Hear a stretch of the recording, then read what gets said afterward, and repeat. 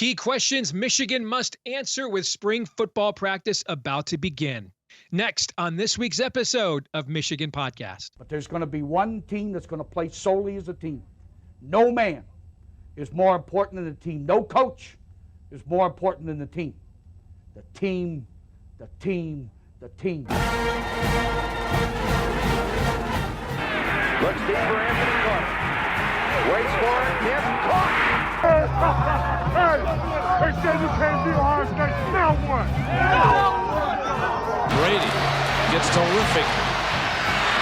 Throws it, and a touchdown, Knight again. Schultz just before Brazil got him, and a leaping interception by Woodson. Harbaugh back to throw over the middle. Caught by Collier at the 5 on his feet. Touchdown, Michigan. On its way. It's good. He's 5'7", 179 pounds, a junior at Michigan. But Jamie Morris packs a wallop, and he delivers for Bo Schembechler. And here's your first play. Pressure coming. Sack. It is Glenn Steele, number 81, who fought his way through the traffic. Option. And Robinson calls his own number, and he's going to score. Oh, an easy touchdown for Robinson and Michigan.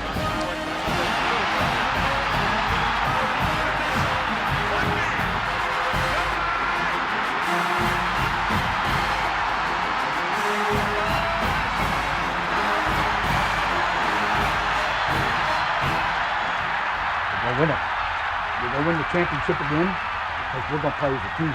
And when we play as a team and the old season is over, you and I know it's going to be Michigan again. Michigan.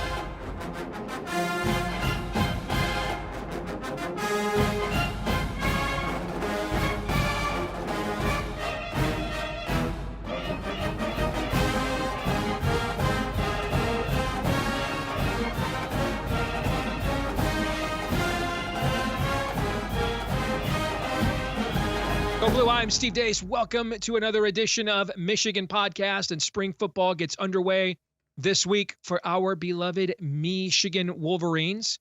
And I think there are 5 key questions that the Wolverines have to answer between now and the spring game on April the 20th, heading into the spring portal window. Let's count them down from 5 to 1. Let's begin with number 5, and don't laugh at me. I'm sensitive. I know what you're thinking, but we need to find out if we have a punter on campus, because I don't know that we do. Yes, Steve. I know we're not Iowa.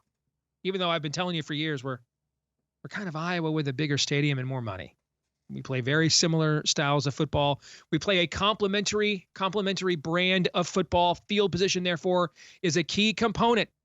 And Michigan special teams have been among the nation's best most of the Harbaugh era. In terms of return men, we're going to be fine. And in terms of kicker, we're going to be excellent. But punter, the ability to flip the field, especially because we're going to probably see some inconsistencies with this offense and the young quarterback or the new transfer quarterback, with maybe a great drive each quarter, and then the next 2 drives, you're 3 and out, and you need that punter. While guys are still figuring out that chemistry is still building, you need that punter that can flip the field. We don't have that punter on campus right now, I think.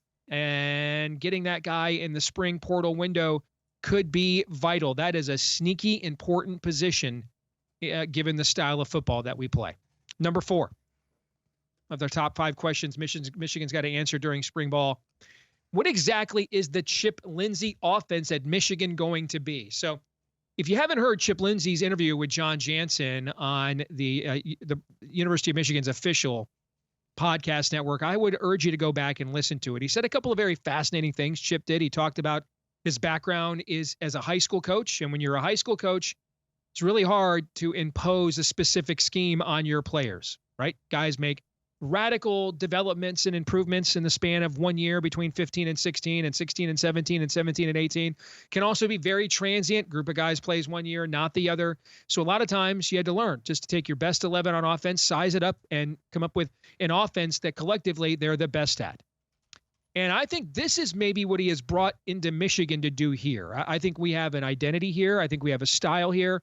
And I think we have a philosophy here. This isn't just Josh Gaddis brought in to alter that philosophy at all. I think Chip is being brought in to fit into that philosophy. but to do so also by adding 2 tools to our toolkit that have been lacking in the Harbaugh era, and speak to his background, because he's done everything from air raid to Gus Malzahn, and that's number one. I mean, the comparison of Bryce Underwood to Cam Newton is everywhere among the college, football recruiting, analysts. But Elliott at 24/7 Sports, for example, said the closest thing he's seen to Cam Newton since Cam Newton is Bryce Underwood. So QB run game has not been something we've been really good at. We did it sparingly to kind of throw you off under JJ, but other than that, a lot of bluff run where it's not really a zone read. And I don't think we're going to be running Bryce Underwood 20 times a game, but I think teams have to think that we might. And I just don't think QB run game is just something you can kind of throw in. Yeah, sure. When you add Shea Patterson, you do that bluff run. You tell him to keep it once against Wisconsin, he goes 80 yards. So maybe once a game you can catch a team napping and giving up a soft edge there and have the quarterback keep that ball and, run to daylight. But week to week, if you want to be effective at it, I think week to week teams have to think you're actually going to run it. And so I think being consistent in that area and have being able to execute in that area, because you don't want to expose Bryce Underwood to being hit 10, 15 times a game, but you might want to think you need a defense to think that this might be the week that you're going to do it. And if they think that gives you the consistent numbers in the running game that are to your advantage than when they know it's just a gimmick and not something that you really have in your repertoire. And so I think Chip is here for that, number one. And then number two, RPO. And this is just something that, Gaddis tried to install. We never really, I don't think Jimmy ever truly bought into it, even though basically it's like the perfect scheme for a Shea Patterson style quarterback. And that's also inherent to what Chip Lindsay has run in the past. So I think adding RPO, which simplifies the progressions and the reads for a young quarterback. And yes, I know we brought in Mikey Keene, but I think that Michigan would prefer that Bryce Underwood starts at quarterback week 1 at the end of August. So we make QB run game a consistent element. So that keeps defenses on their heels, uncomplicates them schematically because they have to account for his number in the box. And then you have an RPO element where you've essentially shrunk the field into really just 3 reads, and they happen instantaneously for a quarterback. If we've got the numbers in the box, if it's a light box, hand it off. If we don't, then make the decision based on your keys with, that guy, over the top there at linebacker or in the box safety. If he's not cheating in, you keep it and run it. If he is, you hit him down the stream over their head, trying to simplify as many progressions as possible to set the stage for Bryce Underwood to be the starting quarterback. Now, that brings us to number 3. Are there any playmakers at wide receiver? Now, hey, this is Michigan. Wide receiver is just not a premium position here like it was when we were growing up. And we'd have Steve Breston, Jason Avant, and Braylon Edwards in the exact same receiving corps. Or Greg McMurtry and Chris Callaway in the exact same receiving corps when I was a really young pup. We don't have that right now. We're working on that, particularly in the 26 class. But that's just not who we are. And we won a national championship that way. But there's at least got to be a Roman Wilson. There's got to be somebody that on a down-to-down basis you think could take the top off of a defense. And so you have to respect that. To again give you better numbers in the box because you want to smash, right? And so someone has to emerge. Doesn't have to be a 100-catch guy, but it has to be somebody that on a given play you think if we just completely disabuse ourselves of the notion that Michigan's going to throw the ball, they'll punish us, they'll hurt us, right? And we don't have that guy right now, or that guy has not yet presented themselves, perhaps because of how anemically difficult and terrible our quarterback play was a year ago. All right, number 2. Will Grant Newsome take a step forward as offensive line coach? I know most people in the Michigan media sphere are saying, will the offensive line take a step forward? I want to know if the coach is. Because the quality of not just the quality of talent. I mean, we lost our top 6 guys to the NFL. That's a lot of drainage from one position, particularly one that takes years to develop like the offensive line. But just the level of polished self-awareness technique really dropped off last year. And then at the end, we got a stalemate against Ohio State, which, given how terrific that defensive front is, you'll take that as a dub. And then we even got some movement against Alabama with the 2 young tackles in there, Evan Link and Sprague together. So were those flashes in the pan? Did Grant Newsome figure something out? It's very clear Michigan wants Grant Newsome to be the next big thing in the coaching ranks, or thinks he has the talent to be. But what happened last year was just a colossal disappointment. The caliber of coaching from Sharon Moore coaching that position to Grant Newsome dropped precipitously. And so I think Grant Newsome has to take a step forward. They have an analyst in this year, former UCLA offensive line coach Juan Castillo, who's been at Michigan before. So maybe he's kind of your in case of emergency break glass alternative there. But I think the offensive line coach, even more so than the offensive line itself, has to take a step forward this year. And that brings us to number one. Is Bryce Young ready for prime time? I think it's at least 50-50 that Bryce is going to start week one. At least. I think Michigan wants Bryce Underwood to start week one. I think they want him to get a game in before they go to Oklahoma. I think that they see him as the player that raises the ceiling of the program considerably, given his talent and skill set. And Michigan's correct if he's ready. So that's why I think it's key to get a spring game. I mean, it's not like his stats are going to dictate how he's going to play in the fall, but to see his presence there's going to be a lot. I mean, that could very well be the most attended Michigan spring game in memory, going back to like Jimmy's first year. It's late April. The weather should be okay. It's Bryce Underwood, the local kid, the number one recruit in the country, the number one quarterback recruit since Trevor Lawrence. I mean, see how it looks, how he commands a huddle, what his presence on the field is. Because I think Michigan wants him to be ready for prime time, but you also can't serve a wine before it's time. All right, we'll take a quick break. We'll come back. Let's find out. Get a more jaundiced, scarlet, and gray view of things from our good friend Mark Rogers, maybe the world's only sane bucknut. Next.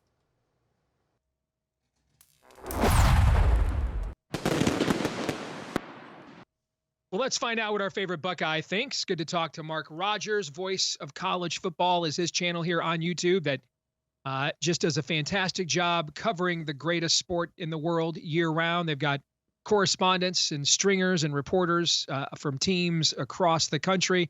So much great, particularly during the offseason, information you don't find anywhere else. And then when he's tired of being taken seriously, Mark reverts back to being a Buckeye fan, a fellow Bucknut there. Mark, how are you, brother? I'm doing great. How are you, Steve? I'm doing very well. We've got spring here in the Midwest, finally. The snow is gone, so ready for the warm-up. We're under, what now? About 200 days, about 150 days, actually, I think, to the college football season starts thereabouts. So let's crank it out, Mark. I presented what I think are the five big questions Michigan football has to answer during the spring. I know people are going to laugh at the punter one, but like I explained in the open, when you play complementary style of football, as we do, that's inherent to the way we play football, field position matters quite a bit, and there's a big difference asking teams to, start the ball on the 20-yard line and go 80 yards against our defense than starting at the 40 and going 60 yards. So I'm not confident we've got a punter yet that can consistently flip the field in ways we're accustomed to at Michigan. So I'll table that one so you don't have to do any punter talk with us, okay? And the other four questions that I referenced here at the top, which one stood out the most to you? Well, I will address the special teams just in this one broad way. That our friends at the University of Iowa, of course, have mastered defense and special teams. And it seems like whatever punter they grab, Torrey Taylor being the best and the preeminent example, but his successor just as good. And the special teams, if you've got the coach in place and you know what you want, and this JB Brown that you have as the special teams coordinator, who's also been an analyst in special teams and across the board since 2021. So we're looking at a fifth season of JB Brown being in the program. I think there's something about culture that goes directly with special teams, maybe more than the other two units, that there's something inherent there that maybe Michigan's grabbed a hold of that is going to partially ensure that the special teams are at least going to be respectable, if not outstanding. So that's a good indicator, I think, for the special teams coming up. Chip Lindsay's obviously the guy that's in question. And Sharon Moore had made a statement about Chip Lindsay when he introduced him, where you hear a lot of offensive coordinators being introduced as a guy that he is going to come in and he's going to revamp some things. He's going to install this or that, or he's going to show kind of a different way. But Sherrone Moore used the term alignment and got a little bit more specific than that. But that was the term that I grabbed hold of in being, okay, we got a hold of a guy that can be a Michigan offensive coordinator. And certainly, if you look at Michigan fans, if you want to get excited about Chip Lindsay's offense and it melding with the Michigan philosophy better than what you saw with Josh Gaddis, where, of course, that just didn't work, go to the 2020 North Carolina-Miami game. Find that on YouTube, and you will just love to see Michael Carter and Javonte Williams, two excellent running backs who moved on to the NFL from the Chip Lindsay offense, rack up something like, this was the most devastating rushing performance I've ever seen against a major college football team. Not a great defense by any stretch, but a talented defense. They ran for like 620 yards in that game with Sam Howell at quarterback, who only had to throw like 15 passes, 17 passes, something like that. So I am going to be interested to see Chip Lindsay put this together with Michigan personnel, but I think it's a good indicator of what he can do and what he likes to do. And that's not necessarily be heavy on either side of the pass run equation, but be very balanced. And, the wide receiver spot was also something that you brought up. And I'm looking at Michigan's array of talent, or some would say lack thereof. And I know Donovan McCulley, I watched some highlights of him and saw him a little bit at Indiana, where he got some decent playing time. And he seems to be a bit of a red zone specialist, can really pluck the ball out of the air, outfight a one-on-one situation. They throw him a lot of fades, or they did at Indiana. Samaj Morgan, Frederick Moore, they strike me in their limited time. Of course, Samaj Morgan was a little bit more featured, but as kind of gadget guys, and certainly if I'm speaking out of turn on my evaluation of Michigan's guys, because it's been a few months since I've seen Michigan, and we didn't really get to see them throw the ball. So maybe I'm going back to 2024 or 23 on a lot of these evaluations. And then the Andrew Marsh coming into the program, Marion Walker, who's supposed to be a bit of a freak athlete. If they fulfill their potential, maybe you have a semblance of filling all those various wide receiver roles that most teams look for in not just acquiring talent, but having, your burner, your red zone guy, your gadget guys, your Julian Edelman underneath, Adam Humphrey, Hunter Renfrow guys that really trick it, that are just uncoverable inside about 8 yards. And maybe you have a poor man's semblance of a wide receiver core from a skill standpoint. Like I said in the top before you came on, Mark, one of the things I'm fascinated by with Chip Lindsay is it's not your typical OC hire, in that usually a guy is brought in because he is from the ideological tree that you've already established in your program, and you want that continuity, or you are trying to reinvent schematically your offense. And that's what Josh Gaddis was brought here to do with speed and space. All right. In this case, Lindsay, and I heard Lindsay say this, in his interview with John Jansen on the University of Michigan's official podcast feed, he's a high school coach. And so he's not really ideologically committed to a scheme. You learn as a high school coach, the players grow and mature at a rapid rate at that age. They're there 1 year, not the next. So you literally have to assess the players you have on that team, who are my 11 best guys on offense, and then what collectively do they do the best, and fit something around them. And so I don't think he was brought here to bring a scheme. I don't. I think that, and I think that's what Sherrone Moore is talking about. That he kind of fits in to their philosophical mindset. He's worked in air raids. He's worked primarily with Gus Malzahn. And see, I think that's ultimately why he was brought here. In a way, I think it's because he has a couple of specialities that Michigan wants to emphasize that its current coaching staff has not indicated they're capable of. Number one, the Gus Malzahn influence and the running quarterback. If you look at everybody from the scouts at 24/7 Sports, like Bud Elliott and others, I mean, I've heard Bud Elliott say on more than one occasion, the closest thing to Cam Newton he has seen since Cam Newton is Bryce Underwood. And so Michigan's just never been a program that relied heavily, other than the Denard Robinson years, but did not rely heavily on the QB run game. And I know that seems like to you and I just a few years ago. I mean, it was going on 15 years ago. That's if you're a high school prospect in the 27 class, that's like, the year you were born. Okay. And so the QB run game is just not a staple of Michigan's program. It was something that J.J. McCarthy could do and was very athletic, but they were hesitant to have him do on a regular basis once he became the starter because of the drop off at backup. So that's not something I don't think you can make QB run game a bug in your offense. I think it has to be a feature. It doesn't mean you have to do it 20 times a game, but teams have, I think, to truly get the effect out of it that you want. Teams have got to assume that at any point in time you can go to that, so that you've always got numbers in the box in your favor when you go to run the football. I think just, all right, hey, you know what, like we did with Shea Patterson, for example, you guys jump the run enough. And so like one time against Wisconsin, Shea keep it and run for 80 yards and never do it again. Week to week, you might have a moment like that, but you can't make it consistently a successful thing in your offense unless it's consistently a successful thing in your offense. So I think he was brought here for that, because that also greatly diminishes Bryce Underwood's learning curve right from the jump as a freshman. If that becomes a consistent weapon, the more he can use his legs, the less you're asking him to read defenses, because the more simple things get. And that gets to number two. RPO Jimmy just wasn't into RPO at all. Just not his era, not what he does. Just never really bought into it, never really did it.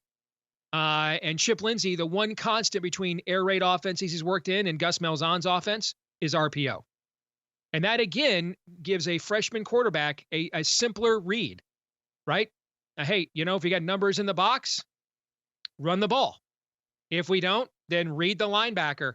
And if he jumps you thinking you're keeping it, then throw it down the seam over his head. That's just very simple process of reading a defense when you've got those simple keys there with an RPO. And it's just not something that we've ever been good at or been successful at. And so I think Lindsay was really brought here to bring a couple of elements into our offense more than a scheme that you can add to any scheme, but we've just not been successful at doing so.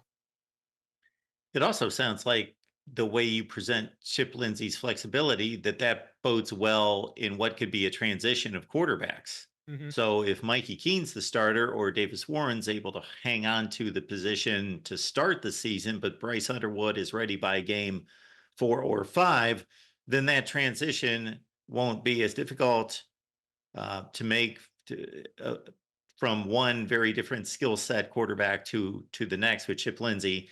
And that's going to be a fascinating portion of all this. I have to think that maybe outside of the Michigan camp, that for the rest of us college football people, that seeing if Bryce Underwood's actually going to be given the keys from day one, which will lend us to believe that he just simply showed enough that he was not going to consistently make the big mistake, could actually do some of the simple things to read some of the keys that he needs to in the offense that he's going to be given, because I think that they should lean in that direction to try to get him ready for week 1 and just go with it from week 1 with Bryce Underwood.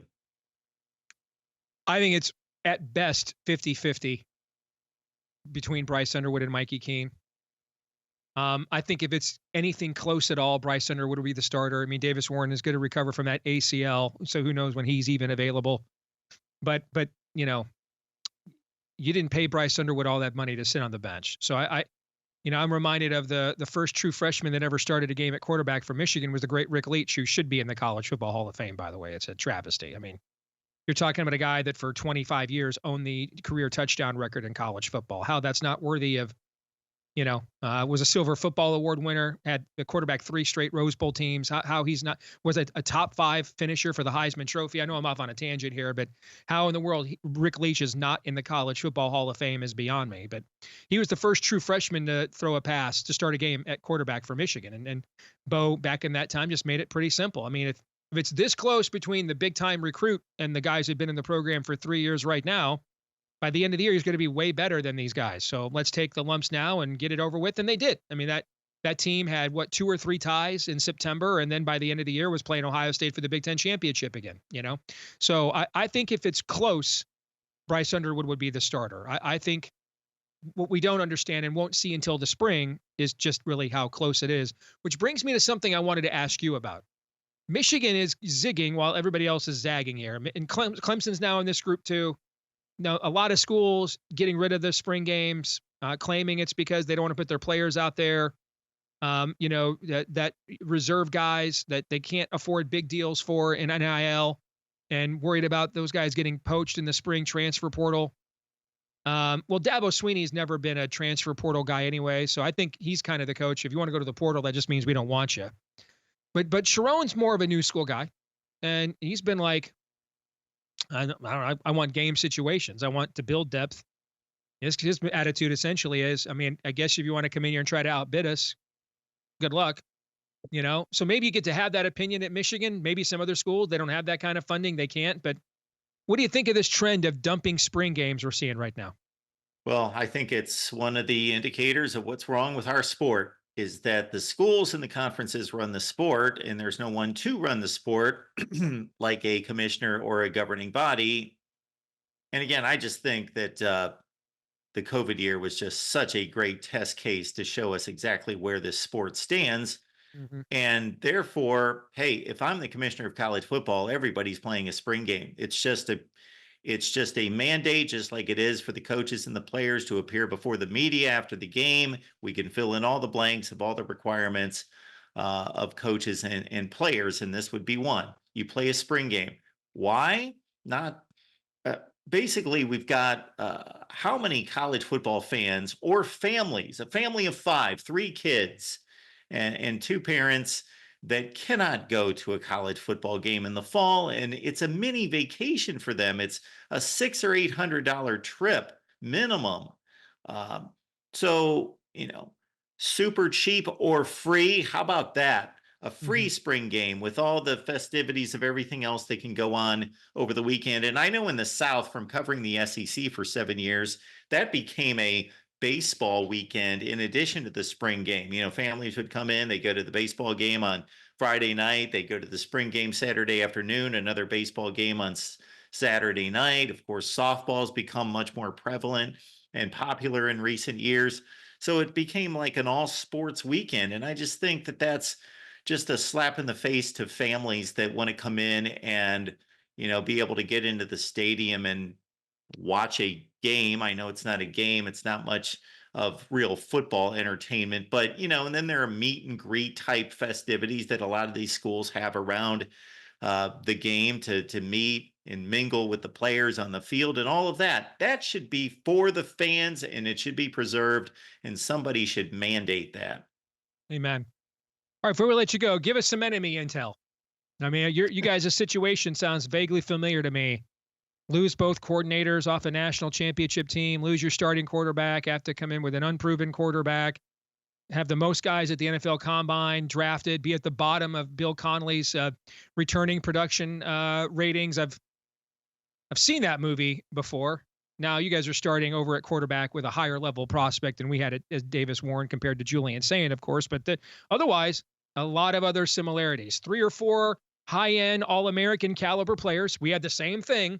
Right? We're going to have 4 guys picked in the first round of the draft, but behind them, a lot of unproven players and unproven depth. It's very, very similar, except for the head coach. But even in that situation, the guy that took over had been the head coach in several of our most crucial games, So it does seem almost, it looked like a year ago, Ohio State emulated our formula, get the second star running back, go all in. Bring back all the second or third day draft picks, empty the wallet, the checkbook. We did the same thing. Go win the Natty. All right.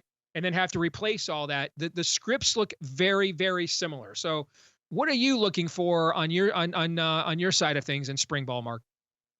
Well, there's no veteran quarterback presence to back up any of these hot shots, and Julian Sayin is probably going to be the guy. He's expected to win the job, but there's no experience behind him. So Ohio State's really going out on a limb from that standpoint to not only not go get a transfer portal quarterback to be the starter, but not have any veteran depth behind the starter. So, of course, Julian Sayin's the guy in the hot seat in regards to his evaluation. I also think that the running back situation's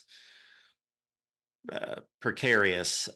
There's not much experience there. They lose the two studs to the NFL, and James Peoples and others are going to vie for the position. They got C.J. Donaldson, nice running back, decent running back from West Virginia, played well in the Big 12, but he's not Quinshon Judkins or Travion Henderson. So it's going to be a running back by committee. They have a few guys that are more gadget type, Curtis Samuel type players that can be both slot receiver and running back as well.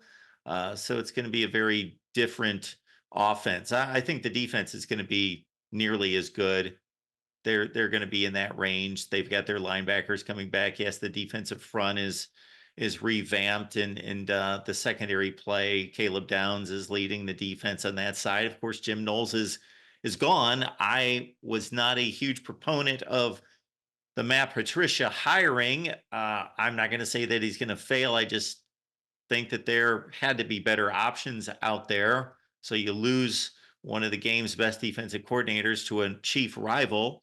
That's not a good thing, but they're not lacking for talent, but it's not proven talent in very many areas outside of second and third levels on defense, wide receiver. That's their proven talent. And for the first time in a while, actually, some offensive line starters coming back that are decent players.